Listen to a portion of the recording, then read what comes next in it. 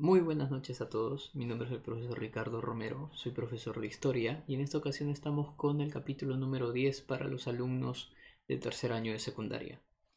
El tema número 10 es la era napoleónica y en este tema pues vamos a ver cómo el imperio de Napoleón Bonaparte se expande hasta sus máximos confines, agrandando pues el poder de Francia, que había nacido a partir de la Revolución Francesa que vimos en los temas anteriores.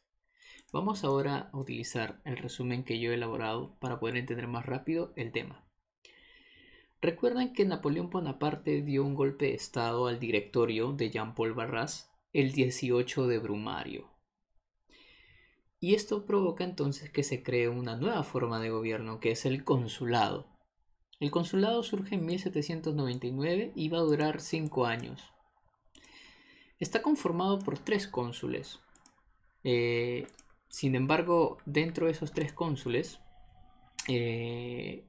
Napoleón Bonaparte es quien va a tener mayor poder, es quien va a tener mayor predominancia ahí. Entonces, finalmente, el primer cónsul, que es Napoleón Bonaparte, es el que más va a tomar medidas drásticas y se va a quedar finalmente con el poder completo. Veamos. ¿Qué medidas tomó? Hizo las paces con la Iglesia Católica. Sí, con la Iglesia Católica hizo las paces, ¿ya? La Revolución Francesa, recuerda que al principio no estaba del todo bien con la Iglesia Católica, pero Napoleón logra establecer una buena alianza con ellos. Logró la reconciliación de los partidos, claro, los jacobinos, los girondinos, todos ellos, ¿no? Que son los partidos de izquierda, partidos de derecha. También hubo una especie de amnistía. Amnistía es perdón, perdón a todos los presos políticos y más bien los van a liberar.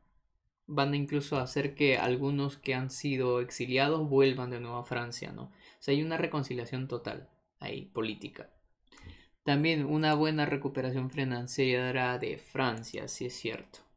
Entre otras obras también que él destacó hacer, por ejemplo, fue la creación de la Universidad de Francia, conocida también en ese tiempo como la Universidad Imperial, o simplemente con el nombre de universidad, así es como le llamó Napoleón.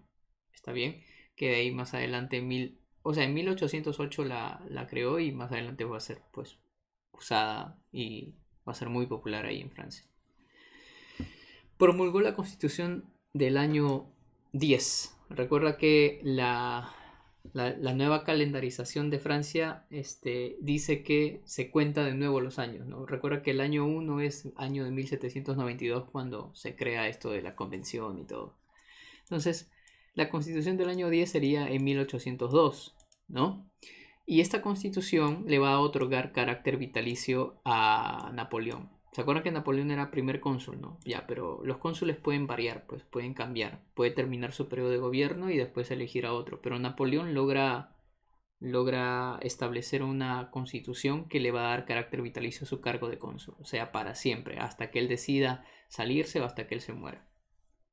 Eso. Ahora, si se dan cuenta, acá hay algo que ustedes tienen que considerar. Napoleón está obteniendo el poder absoluto. ¿Ya? El poder absoluto. Parecido a una monarquía absolutista con la que la Revolución Francesa había peleado. Se supone que habían peleado para deshacerse del absolutismo del rey Luis XVI. Pero ahora vemos a un Napoleón que está cada vez tomando más poder.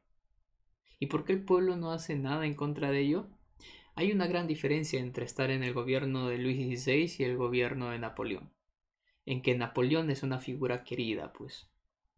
En que Napoleón le ha dado victorias a Francia, pues. El que Napoleón respeta los principios de la revolución. Entonces, por esa razón que permiten que él cada vez obtenga más y más poder, porque no es como el rey Luis XVI. ¿Ya? Por eso la población lo permite. Y más todavía lo vamos a ver, esta idea lo vamos a poder entender más todavía cuando Napoleón funda el Imperio Napoleónico, el Imperio de Francia. Y él toma el título de emperador. Mira lo que sucede, ¿eh? En 1804, él decide hacer su coronación como emperador.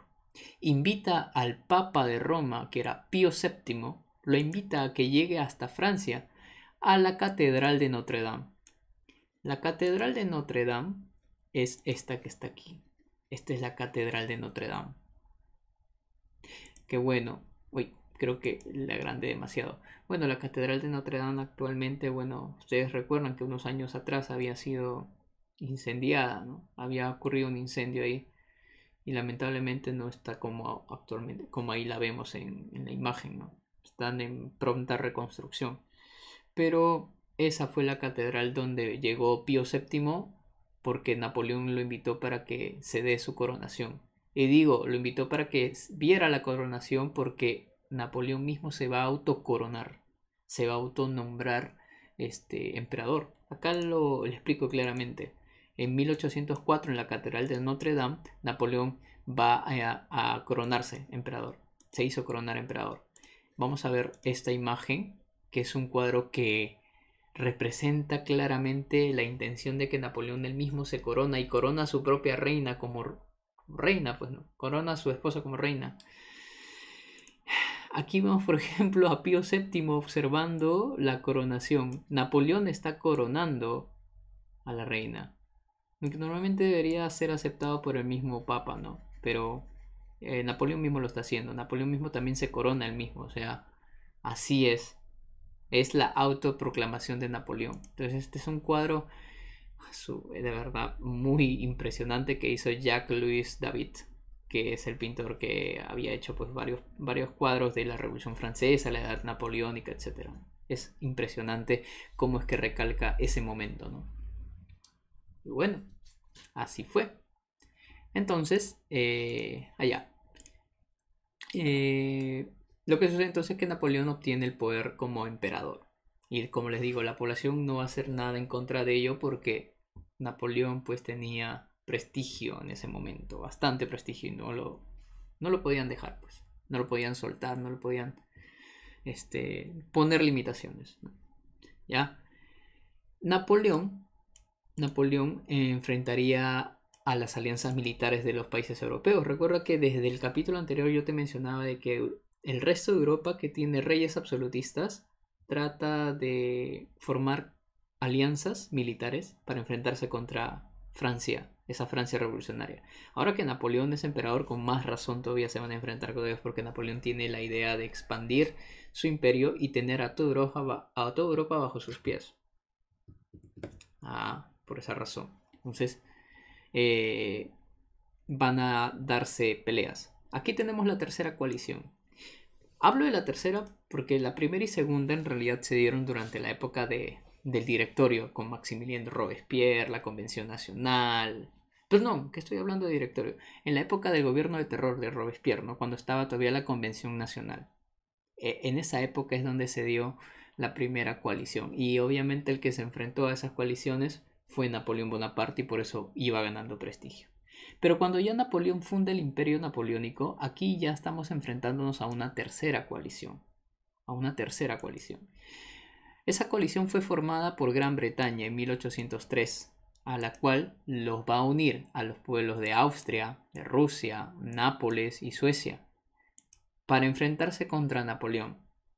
Napoleón tiene una corta victoria en la batalla de Ulm, pero es derrotado drásticamente por los ingleses en la batalla de Trafalgar.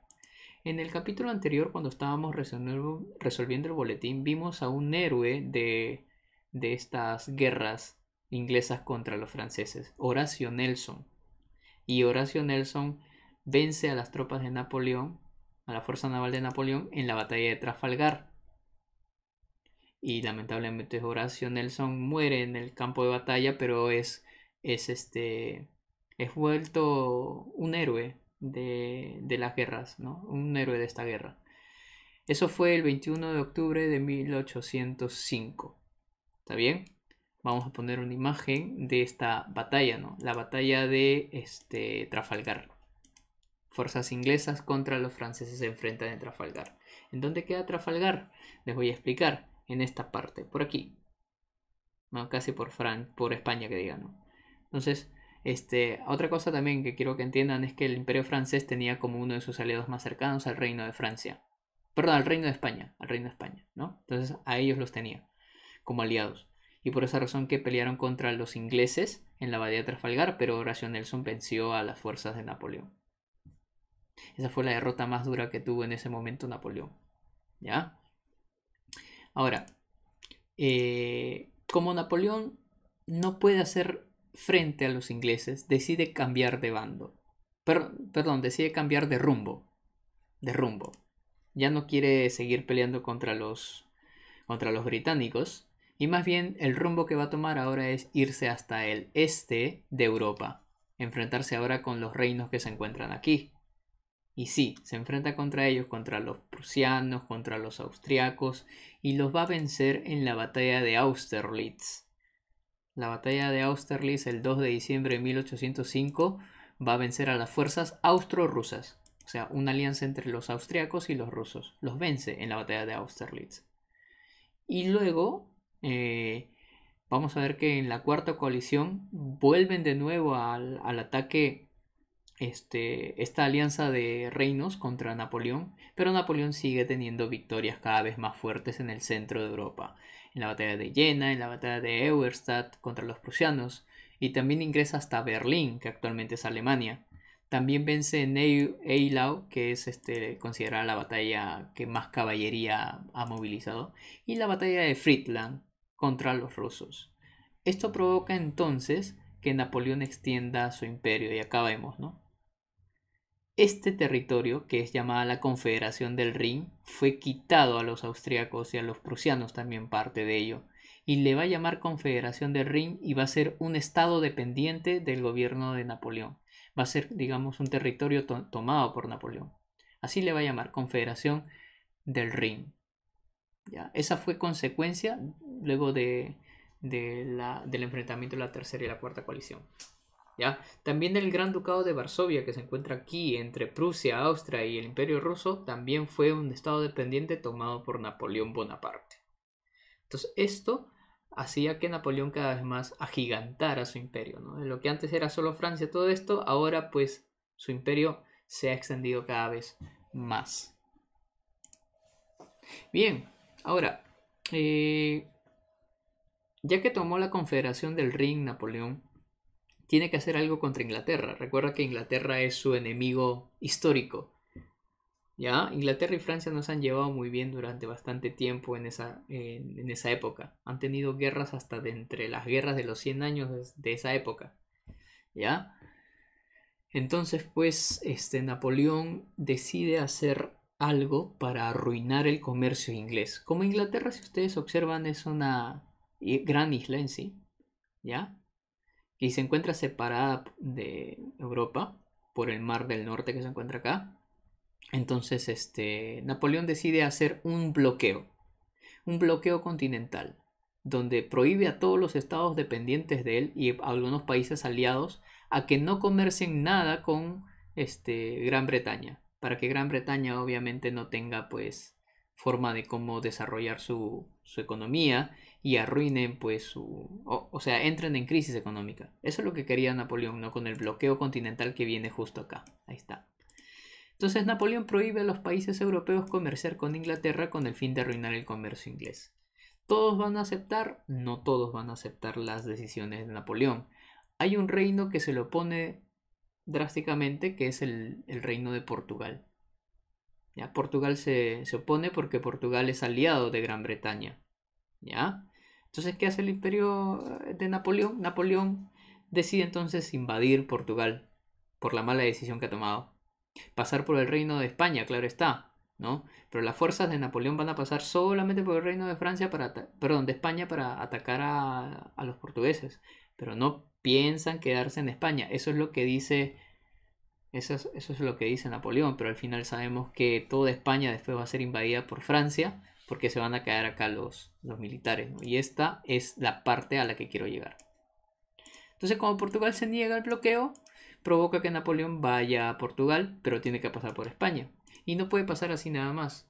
Entonces, el rey, en aquel tiempo, uno de los reyes que era Carlos IV, firma con Napoleón para que le den un permiso, el Tratado de Fontainebleau.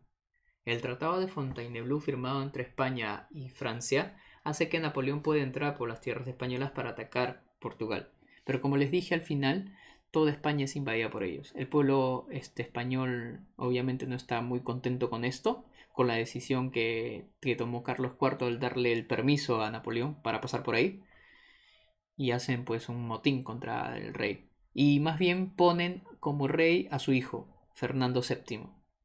Bueno, esto provoca entonces que Napoleón intervenga en la política de España y más bien saca a los dos, pues a Carlos IV y a Fernando VII los saca del poder y pone a su hermano, que es José Bonaparte, en el trono español. Es decir, un francés, hermano cercano, hermano pues directo de Napoleón, llega a gobernar España. Y esto, ¿sabes qué va a provocar? Va a provocar que toda América, incluyendo el Virreinato del Perú, nos enteremos de lo que está pasando allá. Y esto se va a poner bien bravo. Vamos a verlo eso en un tema posterior, cuando veamos las guerras de independencia americanas. ¿Ya? Ahí lo vamos a ver. Porque Napoleón tiene bastante que ver con nuestra independencia. Eso se los digo desde ya. 5. La quinta coalición. La quinta coalición fue formada por Austria, Inglaterra, España, Portugal en 1809. Recuerden que ya España ya en este momento ya se está mostrando en contra de ello por la invasión que hubo. Va a haber una guerra contra los franceses, ¿no? Se da la invasión de Rusia en 22 de junio de 1812, donde Napoleón avanza hacia Moscú, venciendo en las batallas de Smolensk y Borodino. Acá hay algo muy importante. Como Napoleón ya tiene estos territorios, ahora quiere algo más grande. Va por algo más digamos, ambicioso. El país más grande de todo el mundo. Rusia. El Imperio Ruso. Lo que quiere Napoleón es invadir Rusia. Y va a tener que movilizar una gran cantidad de tropas para acabar con ellos, pues, ¿no? Se dice que esta fue la movilización de tropas más grande que ha habido en la historia. Más de como 500.000 soldados, aproximadamente, medio millón de soldados fueron movilizados a Rusia para acabar. Por eso que ganaron estas batallas, ¿no? Smolensk y Borodino. Pero cuando pasan por Moscú, se sorprende de que Moscú tenga este aspecto. ¿Sí? La ciudad de Moscú ha sido incendiada, pero no por ellos, no por Napoleón. Porque cuando Napoleón llega, se ve que está incendiada totalmente la ciudad. Los mismos rusos lo hicieron. ¿Por qué incendiaron la ciudad? Porque arrasaron con todo campo, cosecha, víveres, toda provisión, para que Napoleón así no la quiera. Fue un acto suicida, claro está, que hizo el Imperio Ruso, ¿ya? Pero esto le ayudó bastante, ¿ya? Porque como los soldados franceses iban y obviamente necesitaban provisiones, lo que hacían era asaltar los campos y de ahí abastecerse. Pero lo que hizo Rusia fue quemar la tierra, por eso se le llama esto la táctica de tierra quemada. Quemó las tierras de cultivos, todo, con el fin de que el enemigo no tenga de qué provisionarse, ¿no? Aprovisionarse. Y esto va a estar muy mal para las tropas de Napoleón porque las van a ver mal, pues van a faltar provisiones. Y para colmo, llega el invierno ruso. El invierno ruso va a ser peor que la falta de comida. Bueno, Napoleón intenta tomar Moscú, pero no puede seguir más. Porque como llega el invierno ruso, el invierno es tan drástico que sus tropas no estaban preparadas para soportar tal frío.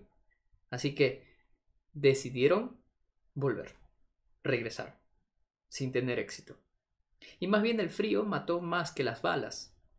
El invierno mató más que las balas. Se dice que Napoleón había llevado más de 500.000 soldados a Rusia. Regresó con menos de 50.000 soldados. O sea, es un montón de gente que murió. Y esto obviamente va a ser un desprestigio total para Napoleón, porque cuando él llega a París, ahí nomás viene su caída. Veamos.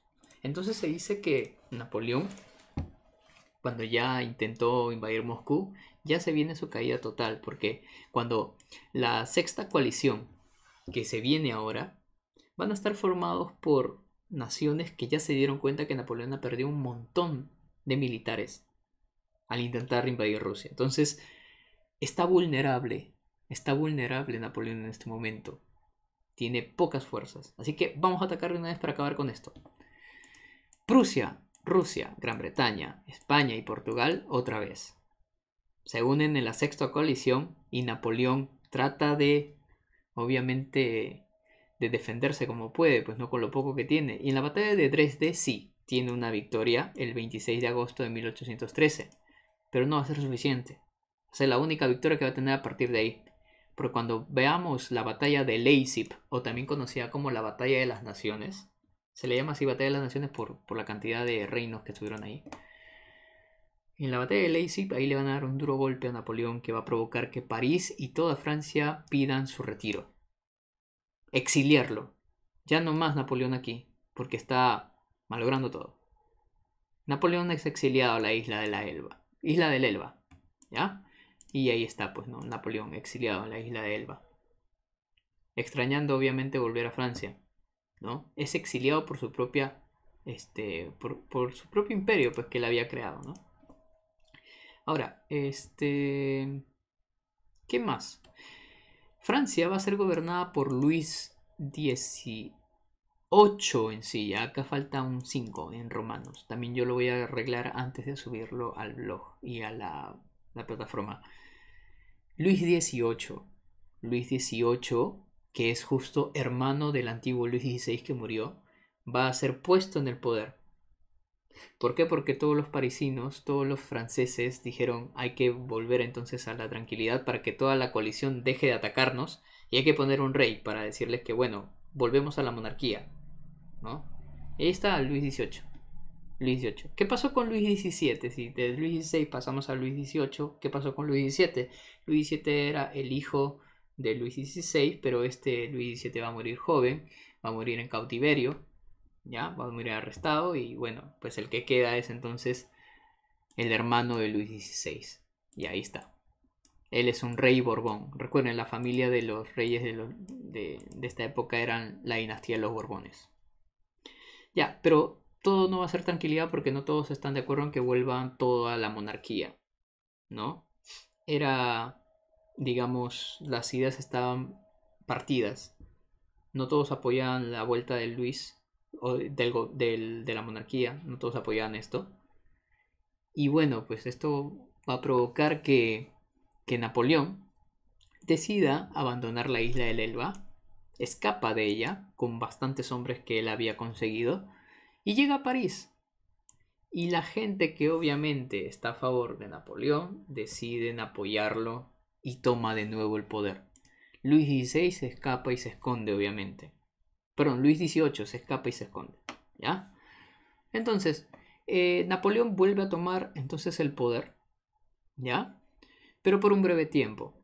Por eso ese gobierno se lo va a llamar el gobierno de los 100 días, nada más. ¿Ya? Ahí creo que tengo una imagen de cómo Napoleón llega y toma el poder. Ahí está. El gobierno de los 100 días cuando llega. Para ser exacto, creo que eran 106, 109 días, no me equivoco, por ahí. Pero es más o menos la cantidad de días que estuvo en el poder. ¿Ya? Y bueno, pues se viene la última coalición, la séptima coalición.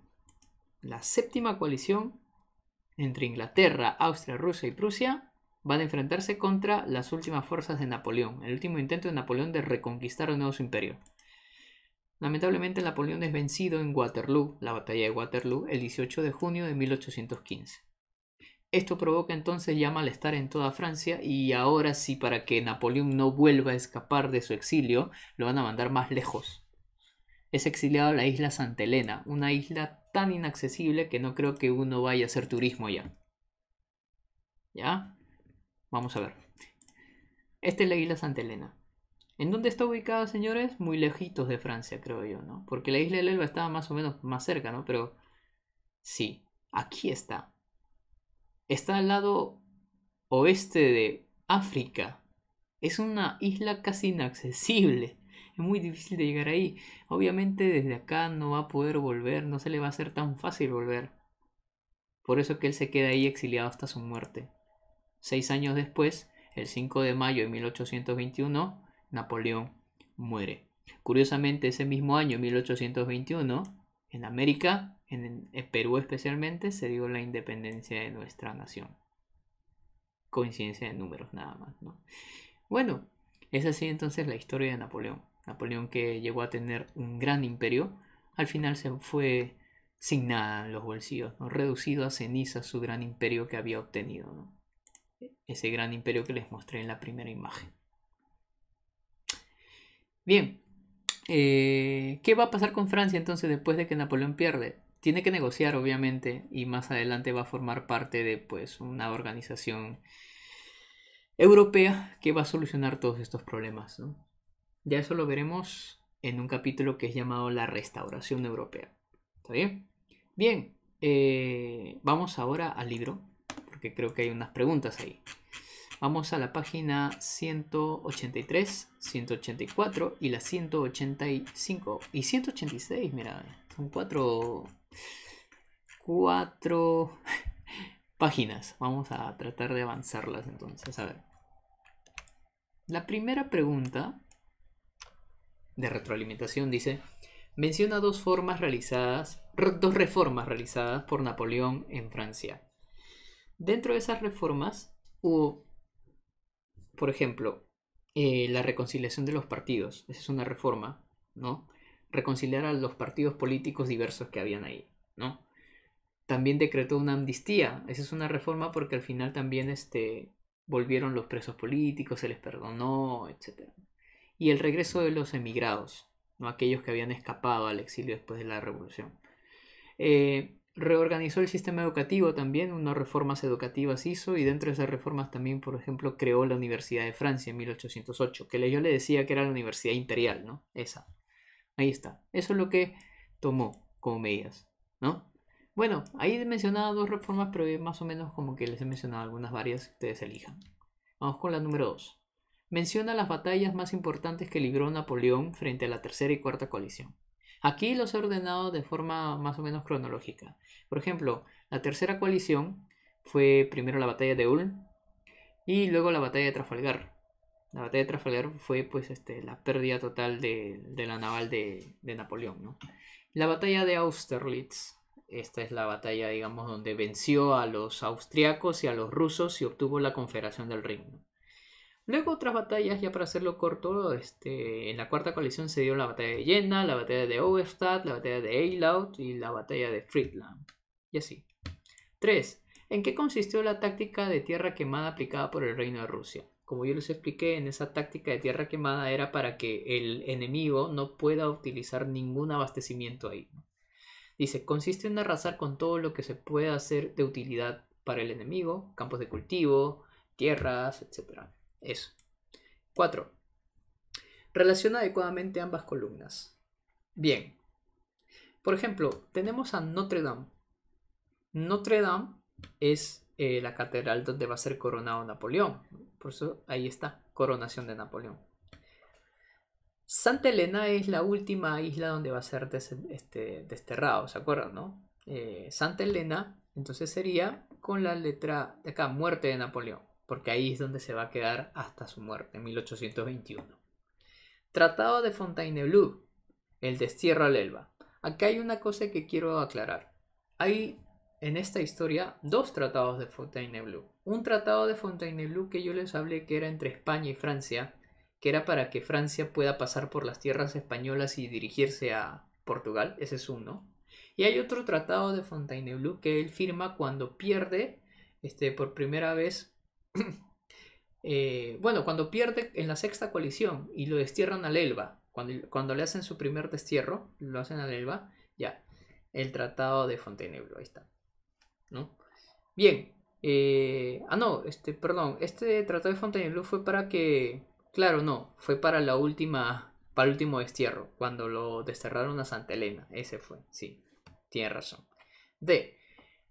Inglaterra. Inglaterra está relacionada con el bloqueo continental. Recuerda que Napoleón había establecido un bloqueo continental contra ¿cómo se llama? Contra Inglaterra, pues, ¿no? Para arruinar su comercio inglés, ¿no? La E, Leipzig. Leipzig está relacionada con la Batalla de las Naciones, porque ese es el otro nombre con el que se le conoce a esta batalla, ¿no? Que la habíamos visto que es, digamos, la pérdida que hacen que lo destierren al Elba, ¿no? Y sí, es al Elba, ¿no? El Tratado de Fontainebleau es para desterrarlo al Elba, es cierto. Vamos con trabajando en clase. Lectura. Acá tenemos una lectura, ¿ya? Una lectura que tenemos acá. Sí. Aquí habla sobre la campaña de Rusia y la táctica de tierra quemada. Recuerden, yo ya les expliqué en qué consistía esta táctica de tierra quemada, ¿ya? Así que ustedes ya creo que lo conocen. Léanlo por favor, denle un pause ahí, ¿ya? Una pausa. Y de ahí volvemos con las preguntas. Bien. Ahora, después de haber leído la lectura, vamos con las preguntas. Dice, ¿a qué reinos se declararon neutrales en 1812? En 1812 los reinos que se declararon neutrales fueron Austria y Prusia en un momento, ¿no? No quisieron entrar en la guerra al principio. Ahora, ¿qué factores hicieron posible la debacle del ejército de Napoleón en su invasión a Rusia? El frío del invierno ruso fue uno de los factores que apoyaron a que Napoleón pierda ahí, ¿no? Y la táctica de tierra quemada obviamente también fue un factor que hizo que Napoleón también tenga pocas provisiones y no tenga más por qué seguir, ¿no? C. ¿Cómo se llamó el ejército de Napoleón y qué ocurrió en Borondino? Allá. El ejército de Napoleón era la Grande Armée, creo. Grande Armée. ¿Ya?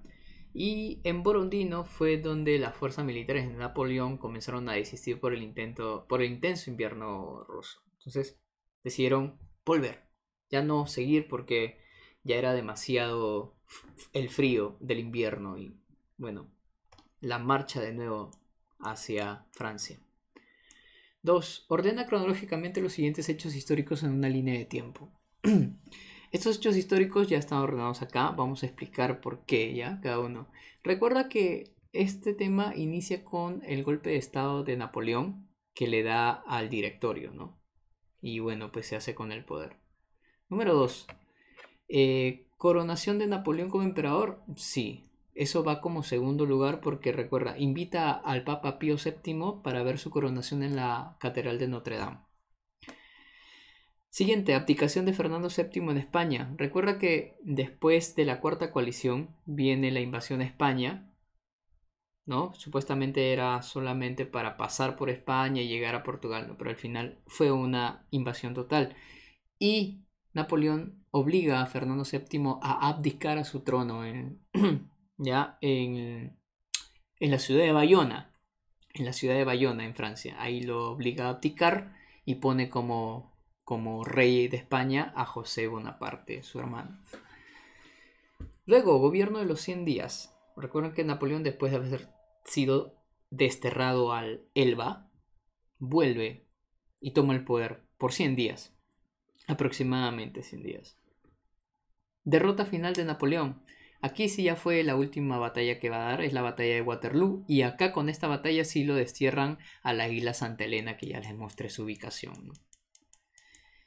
Y aquí, complete los datos en el esquema. Bueno, tenemos el líder Napoleón Bonaparte, conocido como el Corso, ¿ya? Porque él era de Córcega, por eso le llamaban así el Corso, ¿ya? ¿Era napoleónica? Sí. ¿Se inició en qué año? En 1804, cuando él se volvió emperador. Coronación de en la Catedral de Notre Dame, recuerda. ¿Se enfrentó a cuántas coaliciones? 7 coaliciones en total se enfrentó, ¿ya? Francia tuvo como enemigos a varios, pero especialmente sus enemigos históricos son los ingleses. Su debacle se inició en la campaña de Rusia. Ahí en la campaña de Rusia, cuando fueron a invadir Moscú, recuerden que el invierno hizo que todo esto se venga abajo.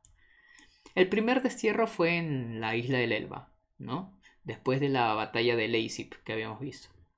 La derrota final fue en Waterloo, cuando, después de que va a la isla del Elba, vuelve, toma el poder por 100 días y de nuevo se enfrenta contra la coalición. Ya, la última batalla ahora es la batalla de Waterloo. El destierro final, ahora sí. Isla Santa Elena, ¿no? Llegan hasta por allá, lo envían a Napoleón. Y ahora vamos con las preguntas con alternativas. Dice, la primera coalición contra Francia se formó durante el gobierno del terror, recuerden, durante la época de Robespierre. el gobierno del terror, lo que yo les explicaba, ¿no? En el texto habíamos visto que inicia en la tercera coalición, pero yo les comenté que desde el gobierno del terror con Robespierre ya se estaba iniciando esta guerra contra las coaliciones. Bien, número 2. En el combate naval D, la flota inglesa logra derrotar a la flota francesa en octubre de 1805. Eso fue en Trafalgar, ¿no? Los ingleses vencen a los franceses en Trafalgar con su héroe, que es Horatio Nelson, ¿no? Que muere en el campo de batalla, bueno, en el mar, ¿no? ¿En qué batalla se registró la mayor carga de caballería de la historia? Bueno, les comenté, era un dato suelto. Eylau, la batalla de Eylau, es la batalla que más caballería ha movilizado. 4. ¿Cuál fue el objetivo fundamental del bloqueo continental aplicado por Napoleón a Inglaterra? ¿Por qué? O sea, ¿cuál fue el motivo para que Napoleón haga ese bloqueo a Inglaterra? Lo que quería era arruinar la economía inglesa, no el comercio inglés. La B. 5. Napoleón Bonaparte de los 100 días... No, perdón. Napoleón Bonaparte se proclama en presencia del Papa en el año 1804. Ya, eso fue entonces, se proclama emperador en presencia del Papa Pío VII. 6. Por el Tratado de Fontainebleau en 1814, este es el segundo Tratado de Fontainebleau, y luego de su derrota en la Batalla de las Naciones, o sea, la Batalla de Leipzig, ¿ya? Napoleón es desterrado a... Ese es su primer destierro, fue en la batalla, perdón, en la isla de El Elba. 7. Los ejércitos de Napoleón Bonaparte recorrieron el continente europeo, derribaron viejas distancias monárquicas y cumplieron la trascendental misión de propagar las conquistas de la Revolución burguesa. Recuerden que la Revolución Francesa es considerada una revolución burguesa y al final el Imperio de Napoleón lo que hizo fue propagar todo esto, ¿no? Todas estas conquistas al final. Bien, vamos con la 8. Las batallas que representan el éxito genial y el fracaso total de Napoleón respectivamente son: ¿cuál es la batalla donde es el éxito genial? Austerlitz, es la batalla del éxito genial. Ahí es donde peleó contra rusos y austriacos, recuerdo. ¿Y cuál es el fracaso total? Waterloo, la última batalla que va a tener para desterrarlo a Santa Elena. 9. Una de las consecuencias de la victoria de Francia en la batalla de Austerlitz fue: luego de la batalla de Austerlitz, como le decía, logra obtener parte de la actual Alemania, a la cual le llamó la Confederación del Rin. ¿Se acuerdan, no? Acá está la Confederación del Rin. Esa es. Y por último, y para acabar, respecto a la era napoleónica, menciona cuál no fue una derrota de Francia. ¿Cuál de todas ellas no fue una derrota de Francia? Lo habíamos visto, ¿no? Austerlitz. Esa fue una victoria más que nada, no fue una derrota. Las demás sí fueron derrotas. Bien, entonces, hasta ahí seguía el tema de hoy. Espero que se haya entendido. Si necesitas verlo otra vez, ya te dije, dale de nuevo play y así te puedes retroalimentar. Conmigo entonces sería hasta el día de hoy. Ya nos veremos para un 11º tema, que ya sí estamos casi por acabar, pero espero pues que aún podamos tener acceso a este internet y no se vaya. ¿Está bien? Cuídense bastante, nos vemos, hasta la próxima.